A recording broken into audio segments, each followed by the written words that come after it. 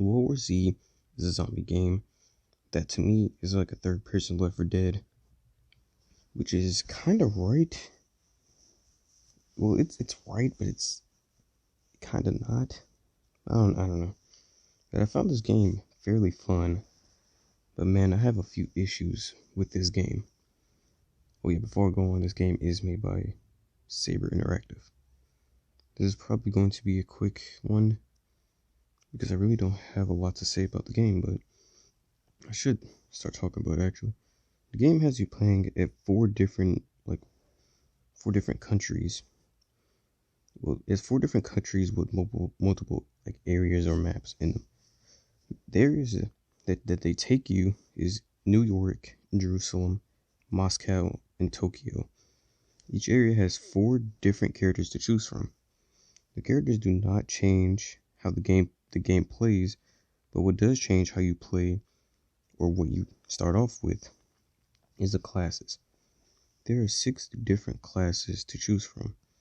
Each class makes you start off with the different weapons and different gadgets. You can upgrade your classes to give different buffs and just make things easier to deal with. I didn't upgrade any classes, mostly because I found out about it nearly at the end of the game.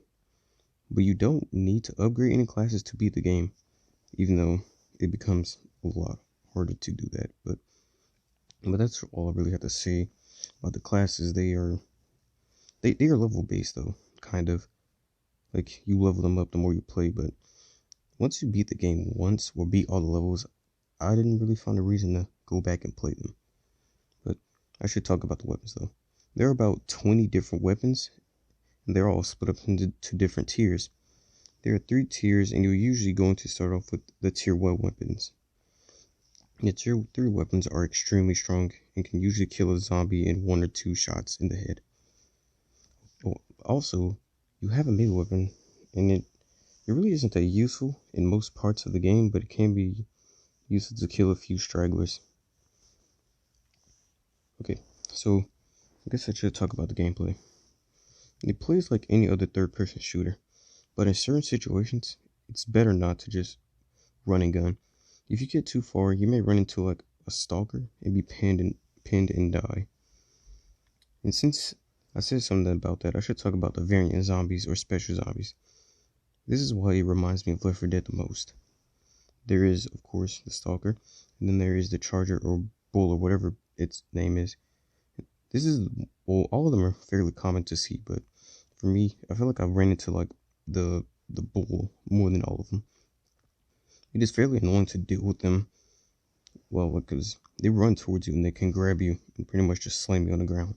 Kind of like a charger from Left 4 Dead. And the best way to kill them is from killing them or shooting them from behind.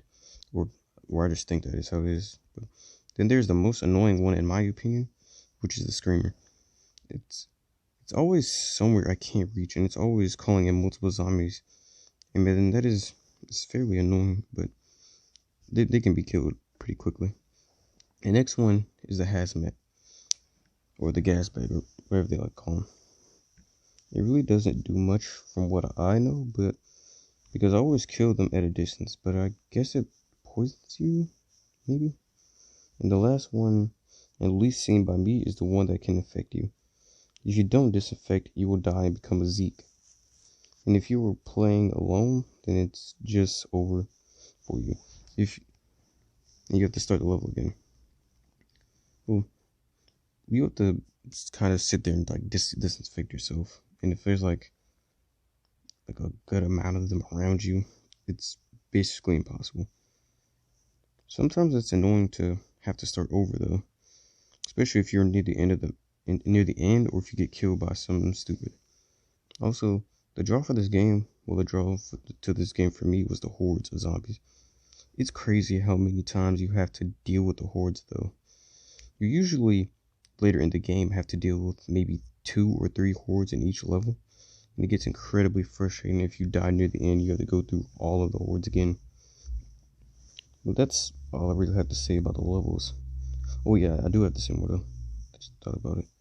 The game has a decent amount of difficulties to choose from. If you're going to play by yourself, just be ready difficult the game can be.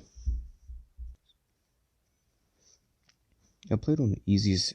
Well, I started with the normal difficulty, but then those horrors just started getting incredibly annoying after a few levels. So I eventually just went down to easy. Well, easy, because I'm not here to be amazing or anything. I just really like talking about games I play.